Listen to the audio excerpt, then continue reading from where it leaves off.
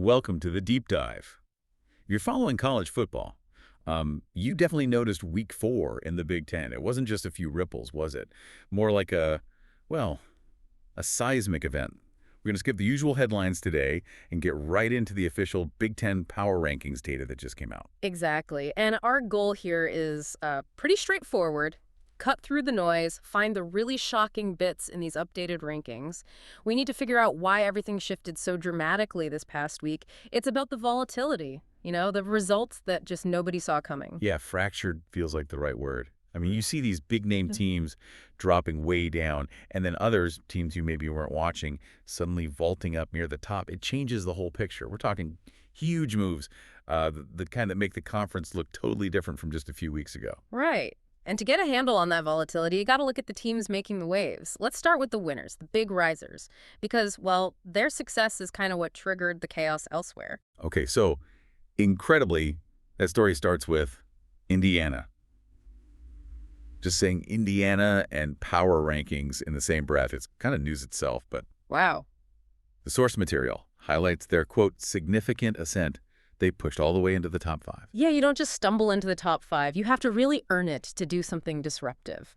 And the data point here, that week 4 game, their dominant win over Illinois, we're talking about a defense that just shut them down. Less than 200 yards for Illinois, forcing turnovers. The analysis wasn't just they won. It was like, this was a statement. It totally changed how you have to look at their season now. Absolutely historic for them, and it immediately messes up the rankings for everyone else, right, above and below. Yeah. But Indiana wasn't the only one causing trouble. We have to talk Maryland. Yeah. The source calls their move a massive jump.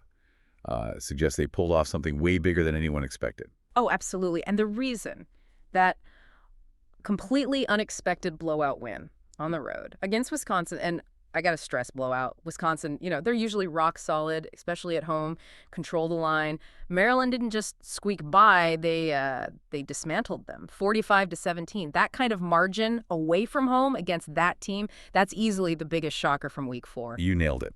It really is the margin, not just the W. Yeah. When a team like Wisconsin gets beaten by 4 touchdowns at home, well, the whole analysis shifts. It kind of proves Indiana and Maryland weren't just lucky breaks, right? Okay. They earned those jumps. Precisely. And that kind of dominance, it has immediate, pretty severe consequences for other teams. Perfect transition. Right. Because, yeah, for every team shooting up the ranks, someone else is paying the price. Let's flip it now. Who took the biggest hits this week? Starting with Illinois. Yeah, the Fighting Illini, they're basically the direct victim of Indiana's rise, statistically speaking. If you look at the breakdown, it was a brutal week for them. They plummeted 6 spots. That kind of drop usually means, well, not only did they play badly, but the voters kind of reassess them entirely. Losing like that to Indiana, who then leapfrogs you into the top 5. Ouch! That's like a double whammy in the rankings. 6 spots is steep this early. Yeah. Definitely. But maybe the most alarming fall was Wisconsin. Going from, a reliable team in the rankings to, well, now looking like they have real problems after that Maryland loss. The source says they dropped significantly, which feels like maybe an understatement. Yeah. Significant, yes. But the analysis, the takeaway in the source material, it's actually more worrying than just the number. The reports are specific. This drop is raising serious, quote, questions about their season outlook. That's the key thing. It's not just one bad Saturday. It's a loss that maybe exposed something fundamental about Wisconsin. The analysts pointed out the run game, right? Their signature. It just wasn't there. Lowest rushing total at home since, 2018? When a power run team can't run against that opponent, analysts start questioning everything like, is this team even viable? Okay, but hang on. Let me push back just a bit. Are we maybe overreacting? It's week 4, 1 loss. Doesn't the source also say their schedule coming up might let them stabilize, get back on track? Isn't this just maybe a temporary blip? That's fair, yeah. The schedule does look like it could offer a chance to recover, but the analysis is focusing on perception. That Maryland loss, it didn't just hurt their rank, it shattered that whole idea of them being unbeatable at home, their identity. The source is pretty clear. If they stumble again soon, in a game they should win, the conversation flips fast. It goes from, can they still win the West, to, uh-oh, are they even going bowling? That's the real danger here. Their margin for error, gone, completely gone. Right. That context makes a huge difference. So Wisconsin went from, like, a safe bet contender to a team suddenly looking kind of shaky, just like that, in one game. Shows how brutal these rankings can be. Now, I've talked a lot about the chaos, the ups and downs, but it's worth pointing out, not everybody got caught in the storm. Amidst all this shifting ground, a couple of the big powers actually held steady. Yeah, and that stability, it provides important context too. USC and Michigan, both ranked high going in, both secured wins over the weekend. Hmm. Doesn't sound flashy, but just handling their business in week 4, avoiding the drama, that actually cemented their spots near the top. And the analysis shows how they did it, right? USC had a pretty comfortable win. Michigan's was maybe a bit closer than expected, but still efficient. No real panic. They just, checked the box. Avoided those kinds of damaging losses that hit Wisconsin and Illinois. And that stability, it matters, especially when you start thinking bigger picture, like the playoff race. Why does Indiana jumping matter to USC? Well, it actually boosts USC's strength of schedule later on.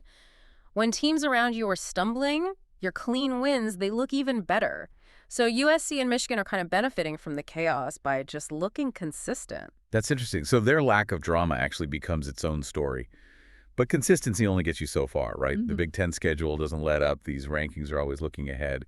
What does the source material say about what's coming up? Yeah, the analysis shifts pretty quickly from the week 4 fallout to previewing the key week 5 matchups. These next games, they're the real tests. They'll tell us if this volatility is the new normal or if it was just a crazy week before the usual suspects take back control. Okay, so give us the specifics. Which games mentioned in the analysis are the ones to watch? The ones that could shake things up again next week? Right. 2 jump out immediately as having potentially huge ranking implications. First, you've got Oregon versus Penn State. That's a massive game. 2 teams kind of hovering near the top, mostly avoiding the chaos so far. An Oregon win really puts pressure on the West. Penn State wins. The East stays super competitive. Big stakes. Okay, Oregon, Penn State. What's the other one? The other is just a monster matchup. Ohio State versus Washington. This one's huge. 2 undefeated teams, both getting a lot of hype. Winner gets a major boost, a signature win for the national stage. Loser could slide right back into that messy middle group, kind of like Wisconsin just did. So yeah, these games link everything we've talked about today directly to the next set of challenges. More shifts are definitely coming. Okay, so wrapping up this deep dive, let's try to boil it down for you listening. Yeah. If you're watching the Big Ten right now, the big takeaway from this week 4 ranking data is volatility. Power seems kind of inverted, unpredictable. Exactly. The story right now is Indiana and Maryland surging, taking spots maybe people didn't expect them to. And that puts immediate serious pressure on teams like Wisconsin, the traditional powers. It's a very fluid situation. Reputation doesn't mean much right now. It's all about current performance. And since that analysis really zeroed in on Wisconsin's outlook, let's use that for our final thought. What's the big question hanging over the conference now, based on all this? I think the fundamental question for the rest of 2025 is this. Was week 4, with these huge drops for established teams, was that the start of a real permanent change in who runs the Big Ten? A power shift? Or is it just a temporary blip? Some early season upsets fueled by hype before the teams we usually see at the top, like Wisconsin, maybe others regain their footing and things stabilize again. How that question gets answered, well, that's going to decide who's playing for the title come December.